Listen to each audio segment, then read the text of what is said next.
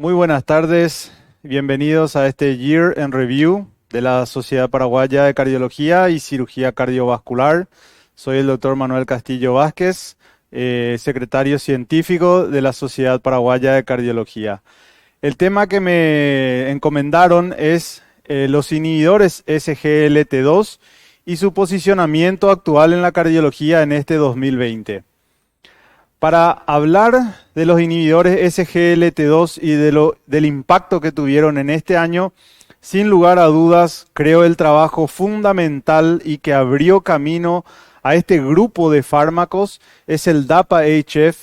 con la droga dapaglifosina, que ya a partir de finales de 2019 en las sesiones científicas de la American Heart Association y posteriormente este 2020 en el American College of Cardiology, presentó un trabajo fantástico en donde empezó a posicionar a este grupo de fármacos no solamente como para el tratamiento de la diabetes en aquellos en riesgo de padecer enfermedad cardiovascular, sino que además por primera vez un trabajo demostró el efecto de este grupo farmacológico en los pacientes con insuficiencia cardíaca, independientemente de la presencia de diabetes o no. Entonces el DAPA-HF creo que fue uno de los puntos fundamentales de este año en la cardiología para este grupo de fármacos que son los inhibidores SGLT2.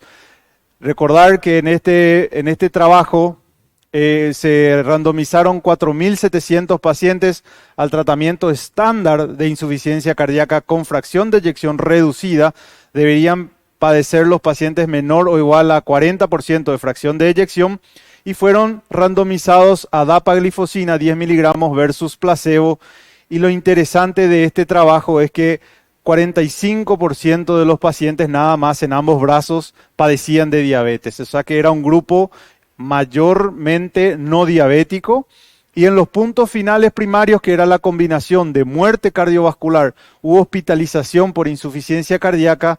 la reducción fue significativa para la dapaglifosina favorable, por lo cual generó un impacto tan importante este año. Creo que en el 2020 no terminar hablando de dapaglifosina sería como uno de los puntos mayores que generó en la insuficiencia cardíaca. O sea que es algo que a partir de ahí debemos instaurar como terapéutica,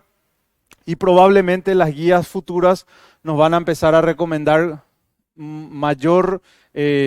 número de pacientes en escenarios más tempranos de esta enfermedad. Así que si se fijan en los gráficos, la reducción fue significativa tanto para el punto final primario combinado de mortalidad cardiovascular u hospitalización por insuficiencia cardíaca, y de estos dos puntos la hospitalización por insuficiencia cardíaca incluso aún más. Así que este fármaco, la dapaglifosina, y este grupo de fármacos que son los inhibidores SGLT2, a mi parecer generaron capaz uno de los mayores impactos en la insuficiencia cardíaca o en el tratamiento de la insuficiencia cardíaca en este año 2020, y sin lugar a dudas, a mi parecer, el DAPA-HF, el trabajo fue uno de los principales. Posteriormente a esto, para tratar de encontrar si esto era un efecto de este fármaco o de clase, empezaron a aparecer otros trabajos hasta que finalmente en el Congreso Europeo de Cardiología de este 2020, hace pocos meses, aparece el Emperor Reduce, en el cual, tratando de demostrar lo mismo que la dapaglifosina, la empaglifosina en el mismo sistema de randomización de pacientes, evaluó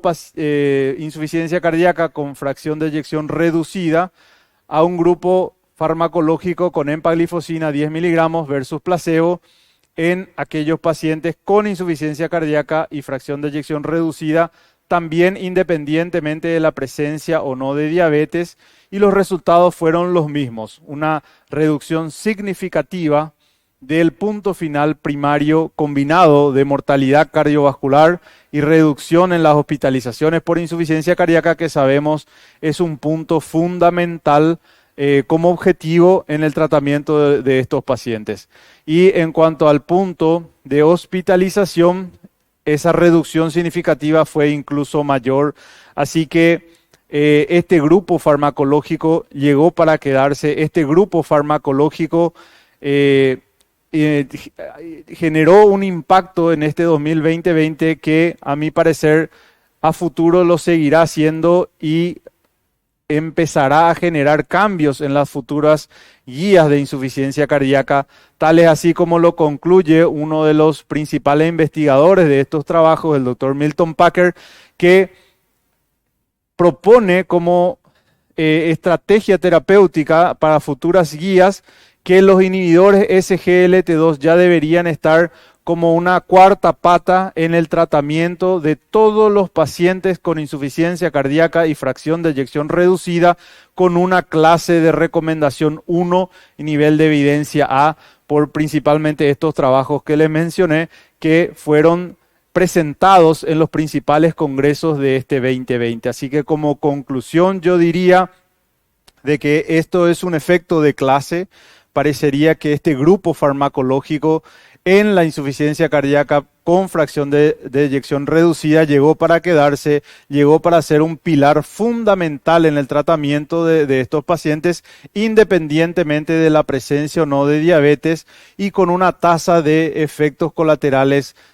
parecidos o igual o no significativo de diferencia versus placebo. Así que me parece muy importante que a partir de ahora cada vez más hablemos de este grupo farmacológico y de, digamos, del impacto que tendrán en el tratamiento de los pacientes con insuficiencia cardíaca. Así que me parece que como conclusión fue un año muy positivo y muy favorable y muy rico en trabajos científicos muy bien logrados para este grupo de fármacos que a partir de ahora creo que cada vez más los iremos recomendando, y probablemente en las siguientes guías de insuficiencia cardíaca ya nos van a recomendar con una clase mayor y con un nivel de evidencia mayor, y ya estarán presentes desde el diagnóstico de la enfermedad. Así que como conclusión podría decir que este grupo farmacológico llegó para ser sí la cuarta pata del tratamiento en los pacientes con insuficiencia cardíaca y fracción de eyección reducida, y probablemente también aplicable a la insuficiencia cardíaca con fracción de eyección preservada. Esto todavía a demostrar en otros trabajos que están corriendo en este momento. Quisiera agradecerles la oportunidad de poder conversar con ustedes estas perlas sobre estos trabajos importantes presentados durante este 2020 y que nos introdujeron mucho material científico para analizar y para poder instalar y empezar este tratamiento en los pacientes que padecen de una insuficiencia cardíaca con fracción de eyección reducida. Muchas gracias.